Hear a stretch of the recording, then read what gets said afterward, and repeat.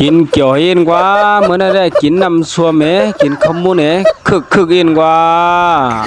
โลวานเบจนะน้ำส้มจ่าลีไอ้กลาสัมมาอยู่ตาเห็นหลักลายเอากวักมันเปียดไว้โลคิงปีเดียมหูมากินข้าวกว่าโลสอนไอ้หวานนี่ไงน้ำอย่างไรมาจะลายอยู่เลยวันนี้ดอกเขาซื้อมาในจ่าลีดูเนี่ยลูกว่ามากินมันหวานมันเขื่อนเนี่ยมันจะลายอย่างไรมาลูกไล่ออกก็ได้ไล่ลูกมาขโมยไลูกเว้ยมันเจอเผลอเนี่ยมีเผลอเหรอมันจะลายอยู่เนี่ยถอกไปแล้วมั้ง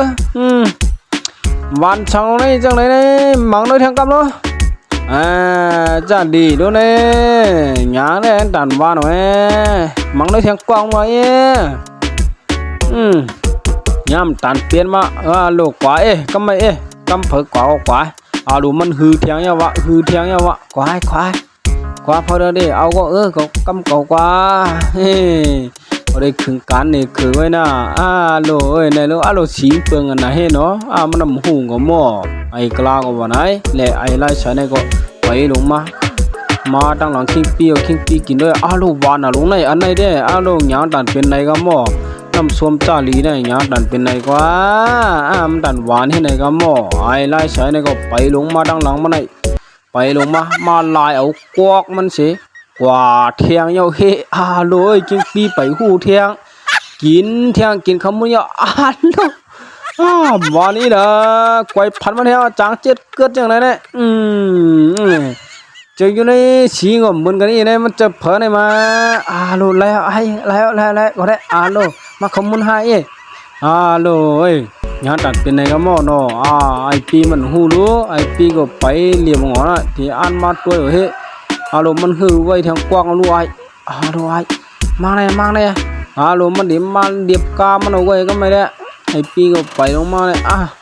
มีเพิงเลยมันจะมีเพิงลงไหนมันจะอิจฉาเลยมา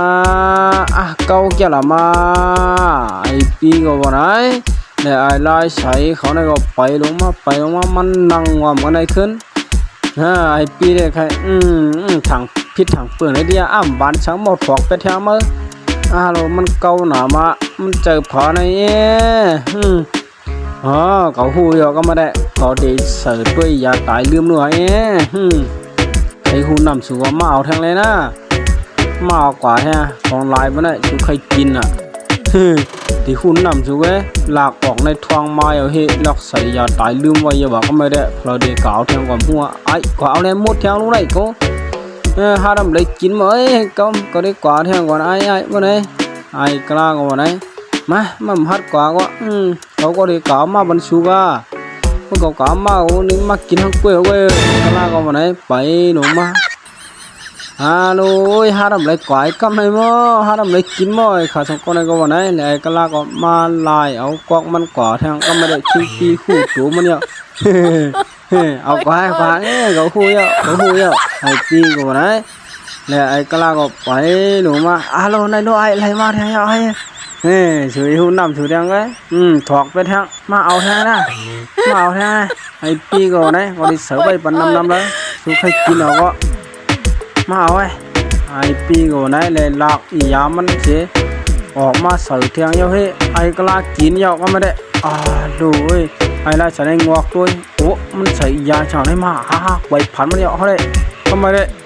ไอ้ไรใส่ในเดี๋ยวหันเยอะมันใส่ยาหยองหัวมันใส่ในยาไอ้กลางยากินข้าวได้เมื่อไรตายลืมแล้วได้นะไอ้ไรใส่เขาในเดียนเปียเหี่ยว